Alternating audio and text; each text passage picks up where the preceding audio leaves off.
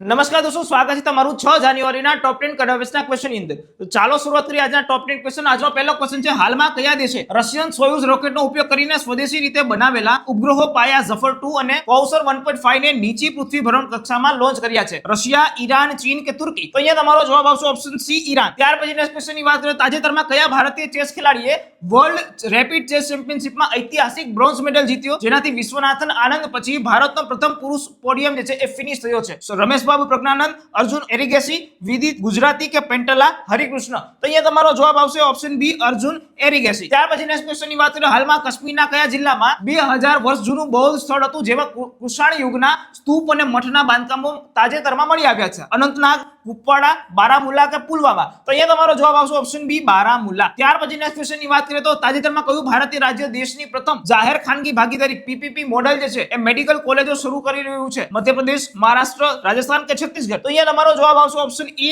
મધ્યપ્રદેશ. ત્યાર પછી નેક્સ્ટ ક્વેશ્ચનની વાત કરીએ તો તાજેતરમાં બિન ધાતુ પદાર્થો સંબંધિત સંશોધન, પરીક્ષણ અને સુવિધા શેરિંગ પર સહયોગ કરવા માટે કઈ સંસ્થાએ ડીઆરડીઓના સંરક્ષણ સામગ્રી અને સ્ટોર સંશોધન અને વિકાસ સ્થાપના સાથે ભાગીદારી કરી છે? ભારતીય માનક બ્યુરો, વૈજ્ઞાનિક અને ઔદ્યોગિક સંશોધન પરિષદ, હિન્દુસ્તાન એરોનોટિક્સ લિમિટેડ કે નેશનલ ટેસ્ટ હાઉસ? અહીંયા તમારો જવાબ આવશે option D, National Test House. ત્યાર પછી નેક્સ્ટ ક્વેશ્ચનની વાત કરીએ, હાલમાં કેન્દ્રીય ગૃહમંત્રી અમિત શાહે જે છે એ કયા ભારતીય રાજ્યમાં વિટામિન ચિલિંગ સેન્ટર અને એચએફડીડી ફ્લોર મિલ સહિત ડેરી, સહકારી અને સંલગ્ન વિકાસ પ્રોજેક્ટનું જે છે ઉદ્ઘાટન કર્યું હતું? હરિયાણા, રાજસ્થાન, પંજાબ કે ઉત્તર પ્રદેશ? તો અહીંયા તમારો જવાબ આવશે ઓપ્શન એ, હરિયાણાની અંદર. ત્યાર પછી નેક્સ્ટ ક્વેશ્ચનની વાત કરીએ, હાલમાં વિજયવાડામાં આયોજિત 87મી સિનિયર નેશનલ બેડમિન્ટન ચેમ્પિયનશિપની અંદર મહિલા સિંગલ્સનો ખિતાબ કોના દ્વારા જીતવામાં આવ્યો છે? શિખા ગૌતમ, અશ્વિની ભટ્ટ કે સૂર્ય ચરિશ્મા તામિરી કે રાધિકા શર્મા? તો અહીંયા તમારો જવાબ આવશે ઓપ્શન સી, સૂર્ય ચરિશ્મા તામિરી. ત્યાર પછી નેક્સ્ટ ક્વેશ્ચનની વાત કરીએ, તાજેતરમાં મહત્વપૂર્ણ ખનિજો અને અદ્યતન ઉત્પાદનમાં ભારતની આત્મનિર્ભરતાને મજબૂત બનાવવા માટે આરઈપીએમ યોજના મુખ્યત્વે શું પ્રાપ્ત કરવાનો હેતુ ધરાવે છે? રેર અર્થ મિનરલ્સ આયાતને પ્રોત્સાહન આપવાનો,